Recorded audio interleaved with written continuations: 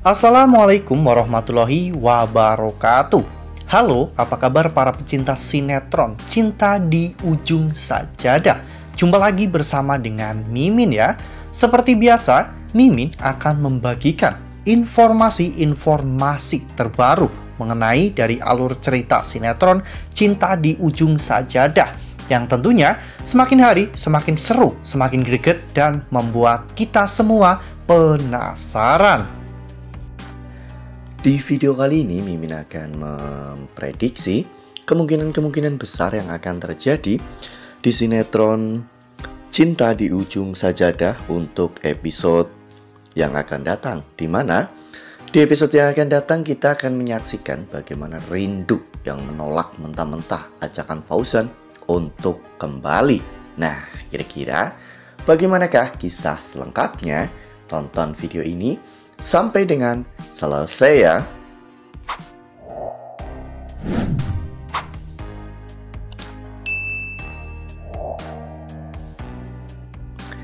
Ya, seperti yang telah kita ketahui bahwa di episode sebelumnya kita semua telah sama-sama menyaksikan bagaimana paniknya Rindu dan juga Fauzan ketika Ayu menghilang di sekolahan, ya kawan-kawan.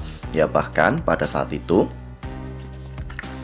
Rindu sampai melapor ke pihak kepolisian dan mendatangi rumah Fauzan untuk menanyakan hal ini kepada Alia, ya kawan-kawan, karena Rindu sangat yakin bahwa Alia mengetahui sesuatu tentang hilangnya Ayu.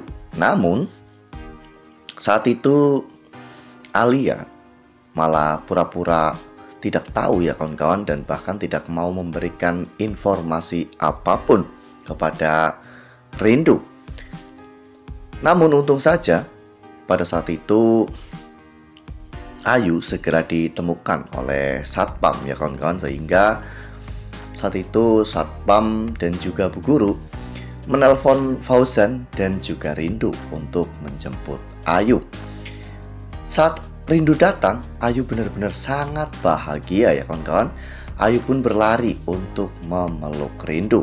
Di sana Rindu mengucapkan banyak terima kasih kepada Bu Guru dan juga Satpam, ya kawan-kawan, yang telah membantu Rindu untuk menemukan Ayu.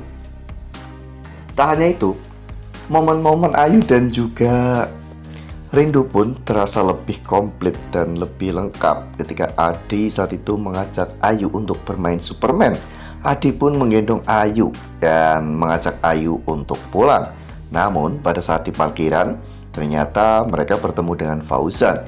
Ayu pun sangat ketakutan, ya kawan-kawan, sehingga saat itu Rindu menyuruh Fauzan untuk tidak mengganggu Ayu lagi.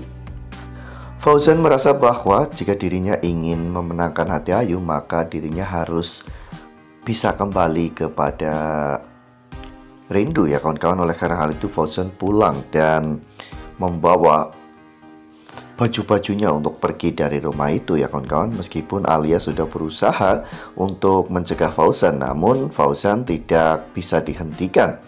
Fauzan pun akhirnya pergi dan menginap di sebuah hotel, ya kawan-kawan. Di sana Fauzan merenung strategi apa yang harus dirinya lakukan.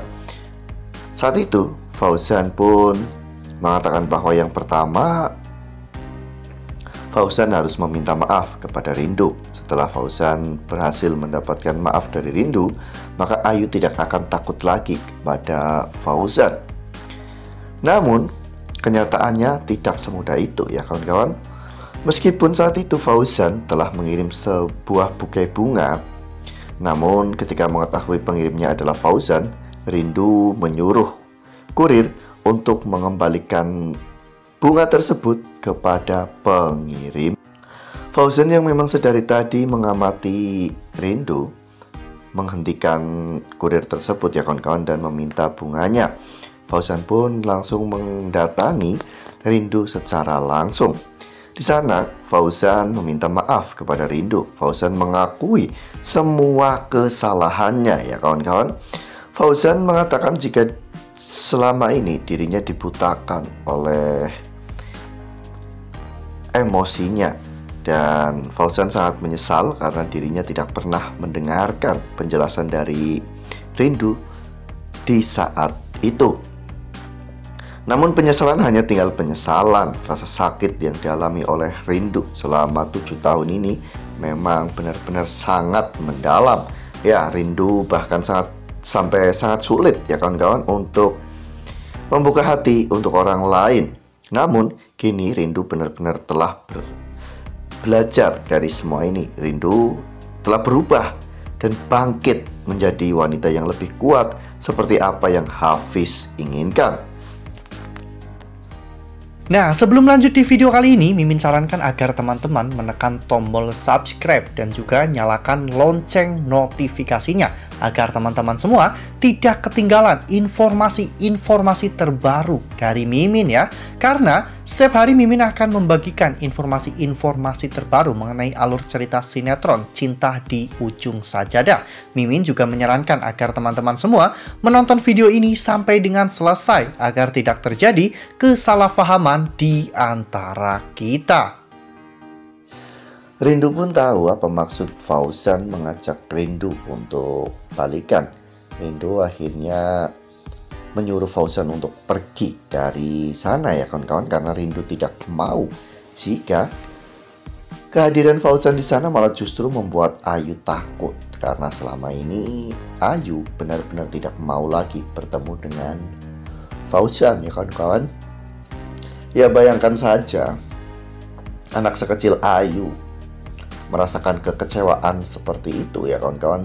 Ayu sejak bayi sudah dipisahkan dari ibunya tanpa adanya penjelasan yang jelas dari Fauzan.